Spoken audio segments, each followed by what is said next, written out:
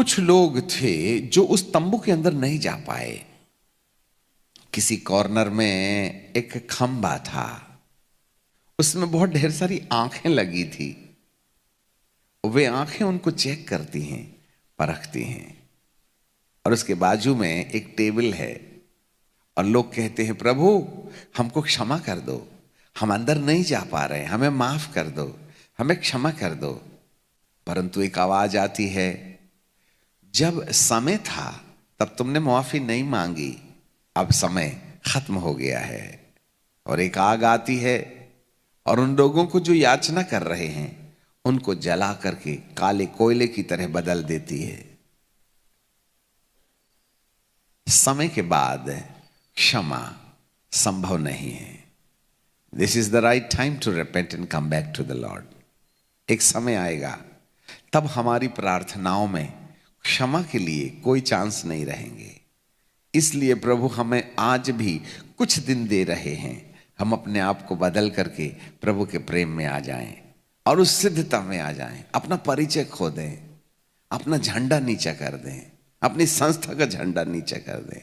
तुम कौन सी कलीसिया से बिलोंग करते हो ये भूल जाओ, हम मसीह में एक हैं, इस नारे पर आके खड़े हो जाओ तो शायद 2023 में हमारी सुरक्षा हो सकती है।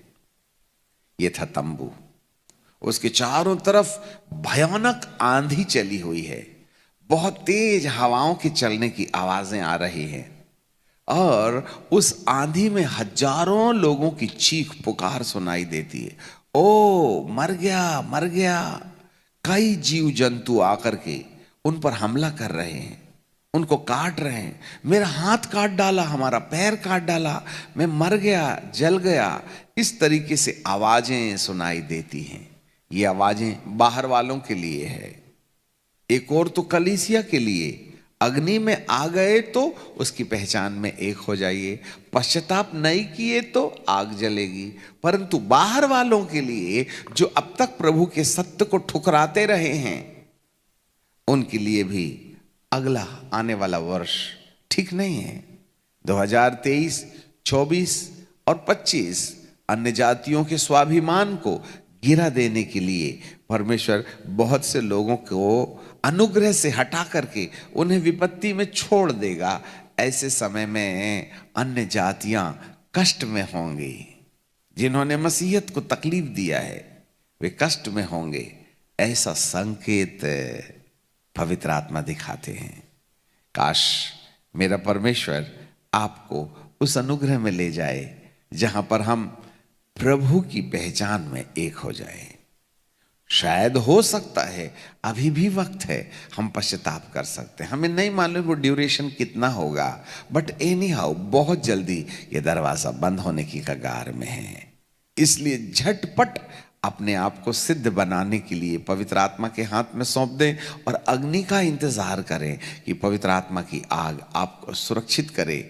ऐसे 7 तंबू भारत में परमेश्वर ने स्थापित कर रखे। हमें नहीं मालूम इसका अर्थ क्या है, बट एनी हाउ ये तंबू कोई संस्था नहीं है, ये तंबू कोई ऐसी चीज नहीं है, परंतु एक स्पिरिचुअल शेल्टर है जहां पर एक व्यक्ति अपने आप को आत्मिक रीति से सिद्ध बनकर परमेश्वर की पहचान में, अभिषेक और वचन की उच्चतम शिक्षा में आकर अपने आप को सुरक्षित बना सकता है।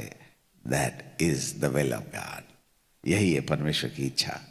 इसको समझें, पिता आपकी आंखें खोलें, दुआ मांगें। सनातन परमेश्वर, हम आपको धन्यवाद देते हैं, आपकी आराधना, स्तुति और तारीफ करते हैं। हमें आपकी पहचान में एक होने दीजिएगा।